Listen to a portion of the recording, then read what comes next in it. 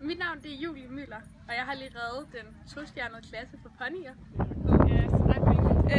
Mit navn er Jade Slitting, og jeg er reddet for Danmark.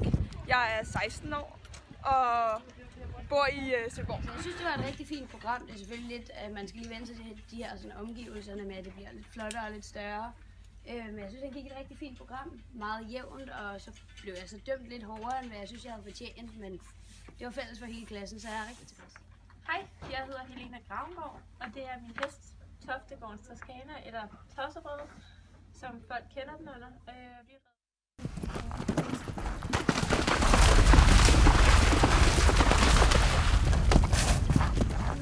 Vi red terræn i går, hvor det gik virkelig godt. Vi havde en rigtig fed tur. Lidt problemer derude med en hund, der løb efter, men alligevel så gik det virkelig godt. Var det svært at få afbrudt sit ridt, og så komme så stærkt igen, som du gjorde? Altså, den her hund, der løb jo lige ud foran mig, så jeg blev selvfølgelig lidt stresset af, at jeg blev nødt til at stoppe op, og jeg fik brudt min rytme. Men udover det, så da den der hund blev fjernet, så havde jeg på en eller anden måde en eller anden kampgejst, som sagde, at jeg skal bare det her.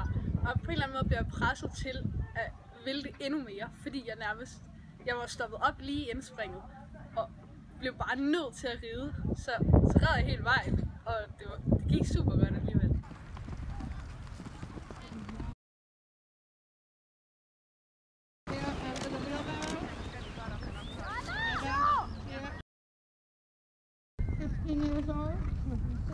Hvad siger du til terrænbanen deroppe?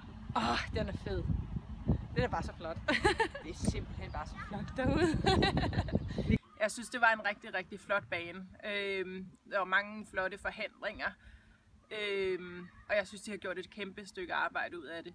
Absolut en af Danmarks allerbedste terrænbaner, hvis ikke den bedste. Rigtig fair bane, der er bygget.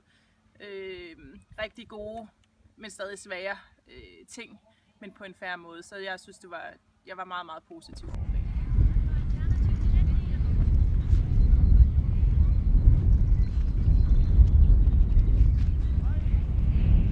Linjen består af uleholdet, og så er der et nødspring, et større nødspring, og bag der så er der en forhindring, der skal ramme.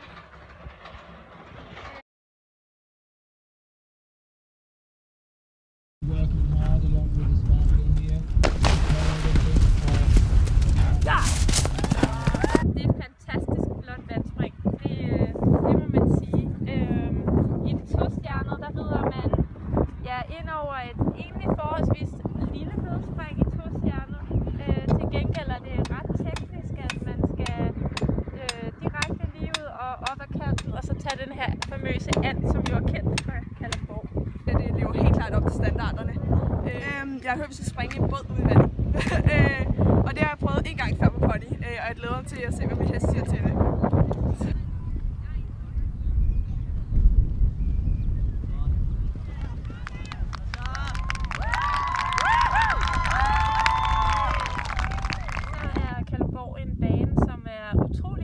Jeg synes, det er en rigtig fin bane. Der er lidt svære ting på banen, hvor man skal tænke sig om, og det skal der også være i en 2-stjernet. Og så er det generelt en bane, hvor hestene får lov til at komme rigtig godt i gang. Og imellem de svære passager, så synes jeg, at der er nogle rigtig gode sådan feel-good spring. Og det er rigtig godt for hestene. Og ja, så jeg synes, det er en virkelig fin, en jättefin bane til Lars der. Så ja.